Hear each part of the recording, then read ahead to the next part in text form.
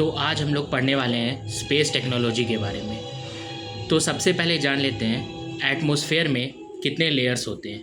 पहला होता है ट्रोपोस्फेयर, दूसरा होता है स्ट्रेटोस्फेयर, तीसरा होता है मेसोस्फेयर, चौथा होता है आयनोस्फेयर जिसको हम लोग थर्मोस्फेयर भी बोलते हैं, पांचवा होता है एक्सोस्फेयर। नाउ यूपीएससी के पॉइंट ऑफ व्यू से आपको याद रखना है कर्मन लाइन। कर्मन लाइन क्या होता है? ये एक ऐसा लाइन है जिसके बाद से हमारा स्पेस स्टार्ट होता है। So now we will going to study Indian space research programs. तो ऑब्जेक्टिव क्या है basically Indian space research program का? पहला ऑब्जेक्टिव है आउटर स्पेस को एक्सप्लोर करना, used only for peaceful purposes. दूसरा है to establish India into a self reliant space sector. तो पहला ऑब्जेक्टिव ये है कि इंडिया को आउटर स्पेस एक्सप्लोर करना है पीसफुली। दूसरा ऑब्जेक्टिव ये है कि इस्टेब्लिश करना है इंडिया को as a self reliant space sector. Now talking about the timeline of the Indian space organisations. तो 1920 में एस.के. मित्रा आयनोस्फेयर को स्टडी किए थे। 1962 में इनको स्पार बना था, यही आगे जाकर इसरो बना। 1969 15 अगस्त को इसरो स्टैब्लिश हुआ। Now in 1972 department of space that is DOS, ये इसके कंट्रोल में इसरो आता है और ये directly controlled by prime minister. Now in 1992 Antariksh form हुआ जो कि wholly owned by government of India है। ये बेसिकली एक मार्केटिंग आर्म ऑफ इसरो है। Now talking about 2019 NSIL form हुआ, that is commercial arm of the space technology. Now talking about in 1920 in space programs are formed. Now coming to the point, 1962 INCOSPAR was formed, Indian National Committee for Space Research. तो आपको date year याद रखना है। Basically 1962 में INCOSPAR form हुआ था और थुम्बा जो कि केरल में है उसको चूज़ किया गया लॉन्च स्टेशन फॉर रॉकेट। अब क्वेश्चन आ सकता है why? Because of the presence of the equatorial electrojets. So basically equatorial electrojets होता क्या है? ये जब रॉकेट उड़ता है तो उसको इक्वेटर के पास एक ऐसा इलेक्ट्रिक करंट फ्लो करता है जो कि रॉकेट को पुश करता है अपवर्ड डायरेक्शन में, इसलिए बेसिकली थुम्बा को यूज़ किया गया as a launch stations. Now coming to the next point, in space is mean to support all non government entity in space. INSPA, that is Indian Space Association, consortium of the private players. Now talking about the orbits and its types. Now what is orbits? Orbits are basically a path in which our satellites revolve around the earth.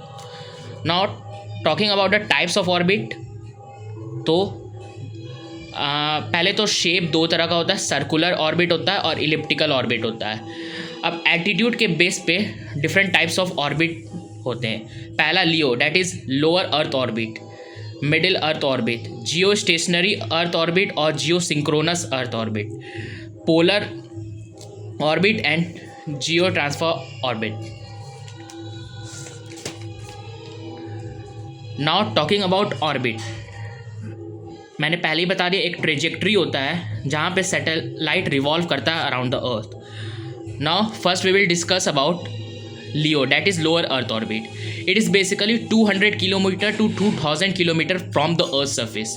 200 से 2000 kilometre होता है। Mostly use करते हैं हम लोग 350 से 700 kilometre का ही work space area use होता है और ये सर्कुलर शेप का ऑर्बिट होता है। Can be send at any inclination, मतलब हम लोग कोई भी inclination that is degree we can send the satellite in that particular orbit. Now take 7.8 kilometer per second, that is 90 minute to circle earth. तो basically 90 minute लगता है इसको पूरा एक अर्थ का रिवॉल्यूशन कंप्लीट करने में। यूज़ क्यों होता है? रिमोट सेंसिंग में होता है, मिलिट्री पर्पसेस में होता है। Use for remote sensing and military purposes. International space station is in lower earth orbit. तो बेसिकली आपको बस ये याद रखना है कि इंटरनेशनल स्पेस स्टेशन जो है वो लोअर अर्थ ऑर्बिट में है। Now the second type is GEO, that is geostationary orbit, या फिर GSO, geosynchronous orbit. Now it appears to be in fix position to an earth based observer. मतलब ये fix position पे होता है, ठीक है, रिवॉल्व करता है एक कांस्टेंट स्पीड से इक्वेटर पे, ठीक है। यूज़फुल फॉर कम्युनिकेशन एप्लीकेशंस, मतलब बेसिकली हम लोग इसको कम्युनिकेट करने के लिए यूज़ करते हैं, ठीक है। और ये एग्जैक्टली 35786 किलोमीटर्स पे होता है, ठीक है। Now talking about third one, that is GTO, Jio synchronous transfer orbit. इसको हम लोग हॉमेन ट्रांसफ़र ऑर्बिट भी बोलते हैं, ये याद रखना है, हॉमेन ट्रांसफ़र ऑर्बिट बोलते हैं। एलिप्टिकल ऑर्बिट होता है। अब आपको याद होगा LEO, that is low earth orbit, वो सर्कुलर ऑर्बिट होता है। और ये हॉमेन ट्रांसफ़र ऑर्बिट यानी जियो सिंक्रोनस ट्रांसफ़र ऑर्बिट जो है वो एलिप्टिकल होता है। अब यूज़ किया जाता है ट्रांसफ़र करने के लिए between two circular orbit of different radius in same plane. देखिए अब बेसिकली एक ये सर्कल है और एक ये सर्कल है, तो यहाँ पर जो होता है मतलब सेम रेडियस का जो सर्कुलर होता है वहाँ पे यूज़ करते हैं। अब the period of standard synchronisation transfer orbit about 10.5 hours. मतलब पीरियड जो होता है स्टैंडर्ड ऑर्बिट का 10.5 आवर्स लेता है, ठीक है। Not talking about the fourth one, that is polar orbit, pass from the earth polar region, that is north और साउथ, जिधर आर्टिक और अंटार्कटिका लोकेटेड है, तो that is polar orbit. Can pass through 20 to 30 degree of poles, 20 से 30 degree of poles पे transfer होता है। 200 से 1000 किलोमीटर के बीच में होता है। ये पास करता है north to south pole several times a day, मतलब कपल ऑफ टाइम्स पास करता है, north to south, south to north करता रहता है। 15 to 20 times a day orbit earth, approximately 15 से 20 बार ये नॉर्थ टू साउथ ऑर्बिट करता रहता है अर्थ का। Not talking about the fifth one, that is SSO, sun synchronous और हेली सिंक्रोनस। हेली मतलब सन का ही होता है, इसलिए इसको हेली सिंक्रोनस भी बोलते हैं। ये पोलर ऑर्बिट सिंक्रोनस विद सन, मतलब सन को सिंक्रोनस करने के लिए बनाया गया। बेसिकली 600 to 800 किलोमीटर ऊपर रहता है। Use for earth observation, solar study करने के लिए, वेदर फोरकास्टिंग के लिए भी यूज़ करते हैं इसको। अब हमने टाइप्स ऑफ ऑर्बिट कंप्लीट कर लिया।